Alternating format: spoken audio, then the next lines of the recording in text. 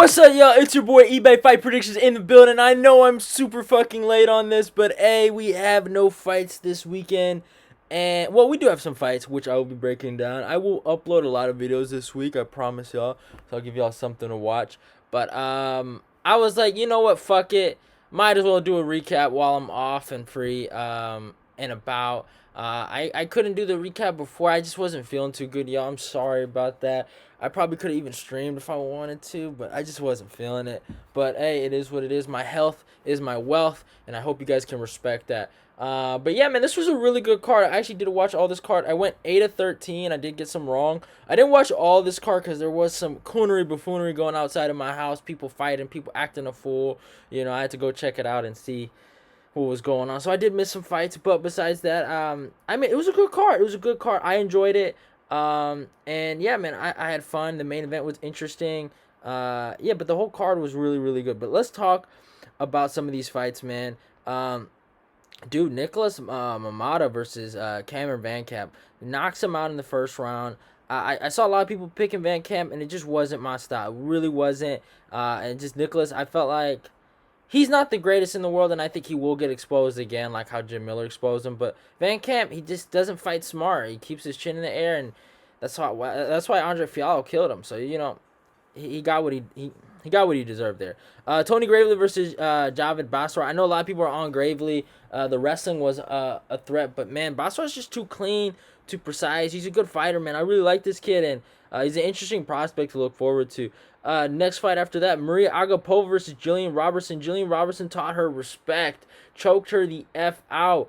Maria Agapova, if her life was on the line and all she had to do was escape a back take, that's all she had to do, and she could live forever. And if she couldn't do it, she'd die. She would be dead. That's basically what happened here, because she died against Jillian Robertson. And that was hilarious. I laughed. I'm not saying I like seeing people get choked out or knocked out, but that face she made after she got choked out was somewhat satisfying to watch and laugh at. But no disrespect.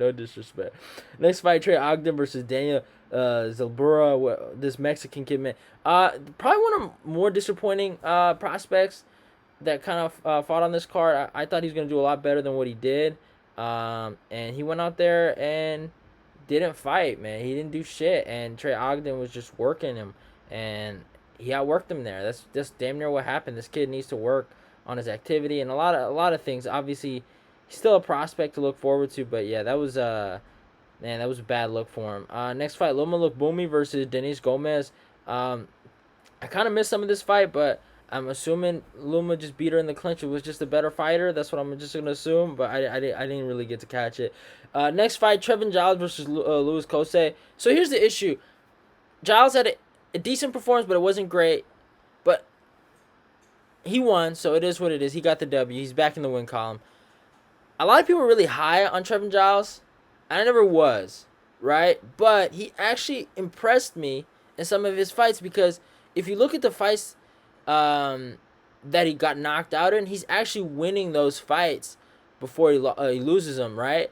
And I remember when he fought Bevon Lewis, I wasn't really rocking with him, and he beat Bevon, and I was like, oh man, that's interesting. But when Trevin, he had those performances against Dricus Duplessis, and I forgot the other kid's name. Oh, how did I forget the kid's name?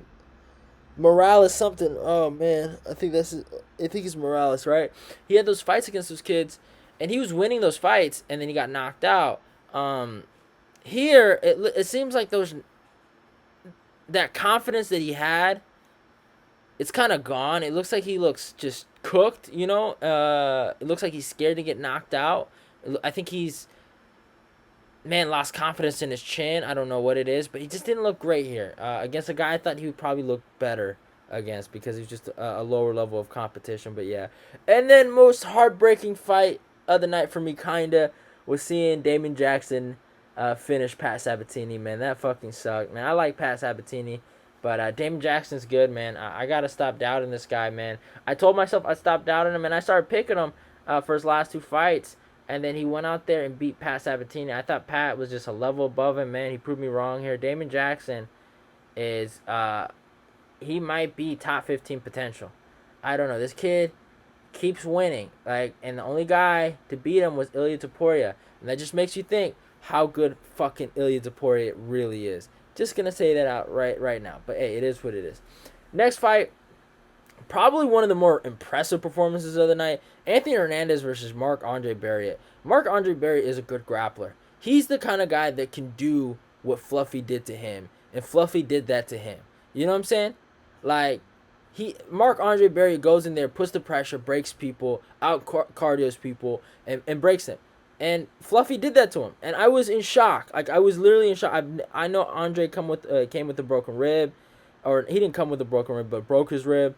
So there's those aspects are there, but man, Fluffy just, oh my god, man, it was exhausting to watch what he was doing to that man. That was an insane chain wrestling performance. I was really really impressed by that. Man, that was good on Fluffy, and got the submission in the third round, man. That was really, really impressive. Tanner Boza versus Rodrigo Nacimento. This was boring. I thought Tanner would win this fight, and he ended up just getting outworked in the grappling. And Rodrigo Nacimento, man, good on him for beating Tanner Bozo. Man, really disappointed in Tanner Boza's performance, man. I think maybe light heavyweight is the place for him. But, hey, it is what it is. It's his choice, not my life. But, hey, and then, next fight, Joe Pyfer versus Alan Amadoski. I think we all knew this was going to happen, but good performance by Joe. Philly stand up. I'm not from Philly, but just saying, Philly boys stand up. Joe, I mean, he looked good here. I think Joe's grappling is something to look forward to, but, man, it's insane to think that this guy on Contender Series broke his arm, man, and now he's back, and it's just crazy to think about that, man. Or was it his arm? It was like his elbow. It was the nastiest shit I've ever seen in my fucking life, right?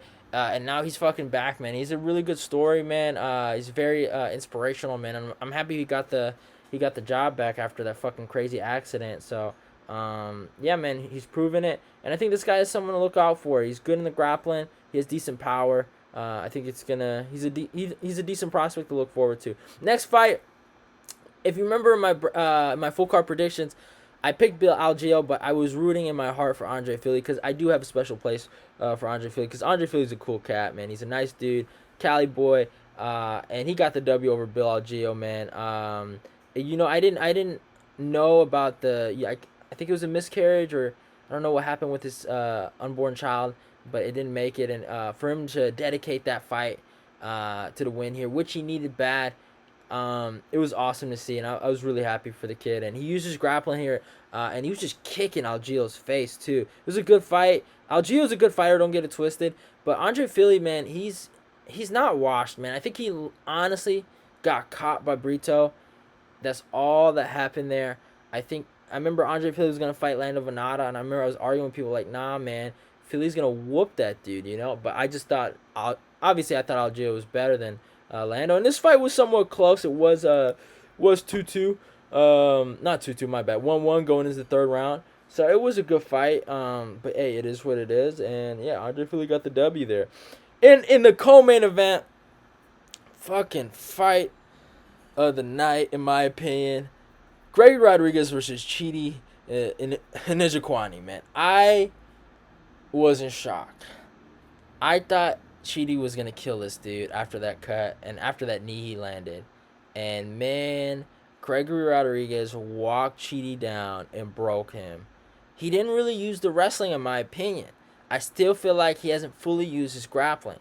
But when he took him down and he got it to the ground, oh, my motherfucking God. He got his ass. And he just grounded and pounded Chidi to death. And that was a really good performance by Gregory right there. Rodriguez has earned my respect, even though that, what's his name? That Petrosyan fight does piss me off a little bit. But besides that, I'll let bygones be bygones. I'm back on the Gregory Rodriguez train, man. This kid, he has some potential, man. I really do think, because I was high on Chidi going into that fight. I didn't think Gregory was going to beat him. I thought Gregory was going to get stopped, but yeah, man, that was a good performance by Gregory. And in the main event, Cory Sandhagen versus Song Yadong. So I was more impressed with Song than Cory. I think Cory's made a lot of improvements in the wrestling, and he's really tried to implement that in his game, and respect him for trying. But bro, you're not a wrestler. Don't forget what got you to the dance. You're a striker. We say this. You know, it's funny, right? We say this about wrestlers that fall in love with their hands, but we don't say this about strikers that think they can grapple. This kid, I think he went. Oh my God, he at one point I think in the third round he was 0 for 7 for takedowns. Eventually, he started getting the takedowns in the later rounds, but still, I mean, Song's defensive wrestling was good, and he just. I mean, respect to Cory for working it, but it's not your thing, and that's, in my opinion, why he lost the TJ Dillashaw fight. Was, if you guys remember, he shot for that dumbass takedown. TJ gets the back, and, you know, they go to the cage, right? And TJ's getting more control time. That's dumb.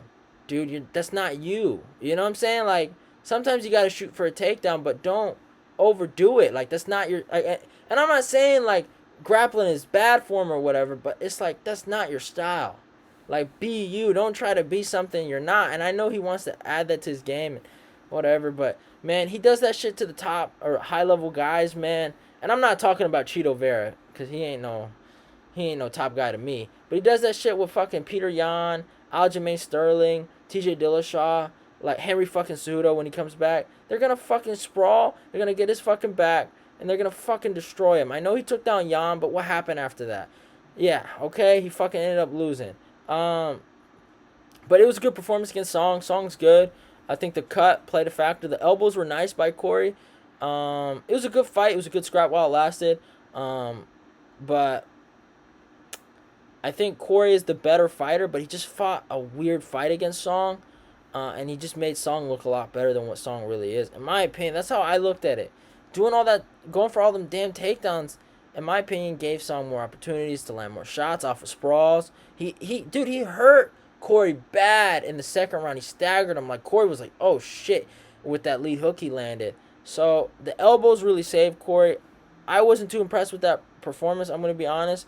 But Song is actually a good fighter, so it's not wrong to have a performance like that. But like, I wasn't too impressed by it. But if I gotta rock with Cory Sandhagen, to pray and to have faith that he destroys the evil Marlon Cheeto Vera, I'll do it, man. I'm rocking with the hippie boy to go get it back for Frankie and Dom. You know, even though he did Frankie dirty, but hey, we let that one go. We let it go. We let it go. But hey, it is what it is. I hope you guys enjoyed the video. The show was really good. Obviously, I think the next fight for the main event has to be fucking Cory Sandhagen versus Marlon Vera. Marlon Vera, even though Cory's not that great, Cory is a top 5 guy. He's a legitimate top 5 guy. I will always give Cory that respect. The Cheeto guy, fighting old dudes, that's over now. Time to fight someone your age, and it's time to see if you're a real contender, which I never thought you were. And Cory Sandhagen is taking care of business with this guy, Cheesy Cheeto Vera. And it is what it is. Love y'all and goodbye. I hope you guys enjoyed the video. Go follow me on my Instagram and my Twitter. Like, comment, and subscribe. Let's get this eBay Fight Prediction Nation growing.